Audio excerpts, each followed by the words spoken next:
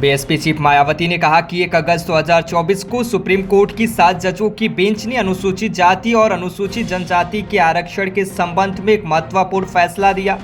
इस महत्वपूर्ण फैसले में सुप्रीम कोर्ट ने एससी और एसटी के उप वर्गीकरण को मान्यता दी, जिससे हमारी पार्टी असंतुष्टि व्यक्त करती है। इस संदर्भ में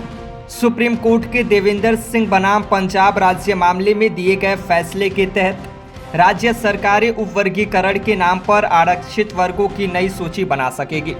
जिससे नए मुद्दे उत्पन्न होंगे। सुप्रीम कोर्ट ने इस फैसले के जरिए 2004 में 5 जजों की बेंच द्वारा दी गई ईवी चिन्नैया बनाम आंध्र प्रदेश राज्य मामले में दिए गए 20 साल पुराने फैसले को पलट दिया है, जिसमें एससी और एसटी के वर्गीकरण की अनुमति नहीं दी गई थी और साथ ही एससी और एसटी के उप वर्गीकरण के बारे में भी स्थिति को स्पष्ट किया गया है। माननीय सुप्रीम कोर्ट के 7 न्यायाधीशों की संवैधानिक पीठ द्वारा अभी हाल ही में 1 अगस्त 2024 को देश में अनुसूचित जाति व अनुसूचित जनजाति के आरक्षण के संदर्भ में जो एक अति महत्वपूर्ण निर्णय दिया गया है, तो उसके संबंध में अपनी पार्टी की प्रतिक्रिया जाहिर करने के लिए बुलाई गई है, जिसमें अनुसूचित जाति व जनजाति के लोगों को पुनः उप वर्गीकृत सब क्लासिफिकेशन अर्थात सब क्लासिफिकेशन किए जाने को मान्यता प्रदान की गई है, जिसको लेकर और भी बहुत सी बातें कही गई हैं। उनसे हमारी पार्टी कतई भी सहमत नहीं है और इस संबंध में माननीय सुप्रीम कोर्ट द्वारा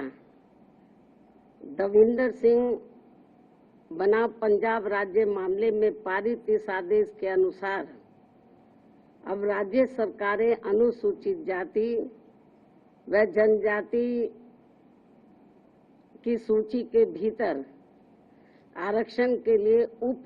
वर्गीकरण अर्थात नई सूची बना सकेंगी, जिससे फिर अनेकों समस्याएं उत्पन्न होंगी।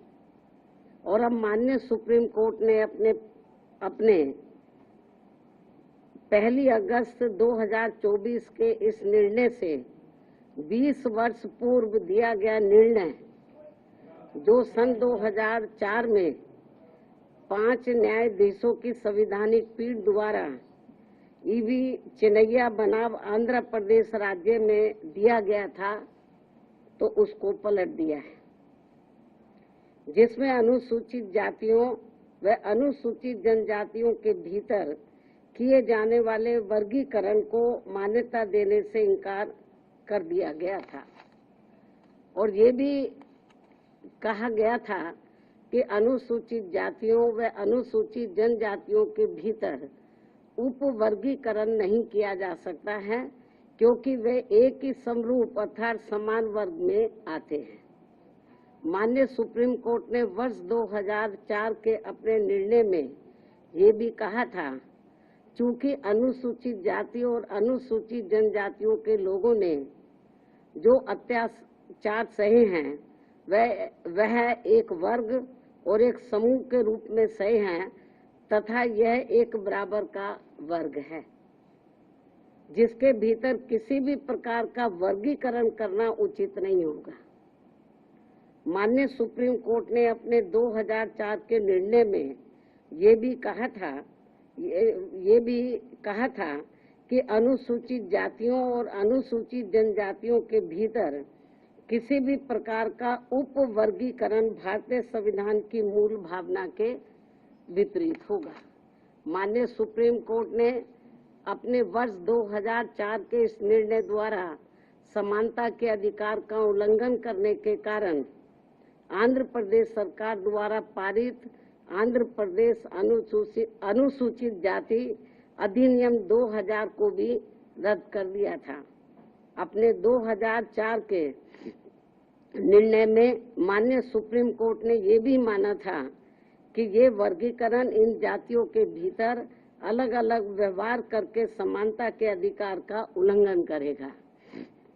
और अब माननीय सुप्रीम कोर्ट के 7 जजों की पीठ ने 1 अगस्त 2024 के निर्णय से